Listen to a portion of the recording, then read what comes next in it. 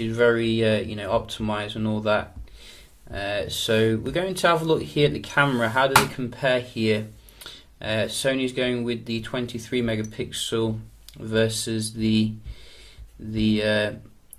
iPhones, which is 12 megapixel. And I gotta say, I think day to day I prefer the Sony, and I'm not saying that out of bias. I truly do prefer the Sony day to day.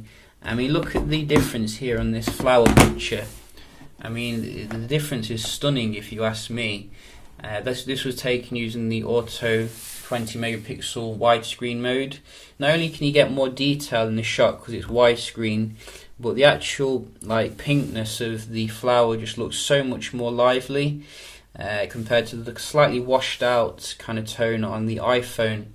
And I think generally out of all of the kind of good light shots I did take, I definitely preferred the Sony's results here. You can see with these coins. But in terms of the good light, the low light, that's where things I think turn a bit more towards the iPhone. It has got the 1.8 aperture. It has got the optical image stabilization, things which do give it an advantage here. Sony's still very competitive. I don't know how they do such good results in low light, considering they don't have the ultra pixel technology. They don't have any of the technology the rivals are having, but they still manage to do very well when it comes to the low light. But I think generally you're going to have more reliable results with other phones at the moment, which is Samsung as well as the iPhone 7 in terms of the low light. That's just generally. And some people are saying, you should use the 8 megapixel mode, it's better. Well, I did try that, and I did try the 23 megapixel mode, tried the manual mode, tried all the modes. It's pretty much the same really out of all of them. So that is what I found here. If you want the good light, your daylight sort of stuff, Sony kills it. But if you want the low light, I'm going to give it to the iPhone here. Same when you are looking at the video recording, which we can just have a quick look at here before we have a look at the result. So I think we did this in low light again.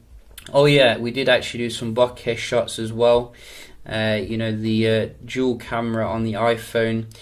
So you can see that does give you some nice effects here. But the Sony didn't do too bad in itself. If you really look close here, you can see a nice level of kind of natural bokeh on the Sony, which you don't get because you don't have a dual camera on the Sony. So I was very surprised that you could actually do this without any dual camera setup. So it's not going to be quite as good as the iPhones, which does have the dual camera obviously, so do bear that in mind. Now let's have a look at the actual video recording which we did do, and you can see here, if we just start them up at the same time, this is in 4K at night. And I gotta say, I think that Sony's done really well here, given the lack of optical image stabilization. Is it any better than the iPhones? I'd say probably not. I think they're about comparable, really. I wouldn't really choose one over the other. Maybe the iPhones is a little bit brighter compared to the Sony's, but the Sony's obviously has the very nice the stabilization steady shot feature, and you do get a lot more modes as well when it comes to the Sony. So if you want to put on different effects, you can do, whereas you're a bit limited on the iPhone what you can do. So I think they're both very strong in the night at the end of the day. I think Sony could work on a little bit, making it a bit more steady when you're zooming in. I did notice a little bit of judder, but the focusing is really amazing. It has the predictive autofocus. Obviously, I don't think the iPhone does have that technology, so it can predict where moving objects are going to be going and focus on them. So yeah, I think that about summarizes it here when it comes to these two phones. You can see quite a mix when it comes to the performance day to day, which I think is very admirable of Sony, given that the phone is half the price, literally half the price here.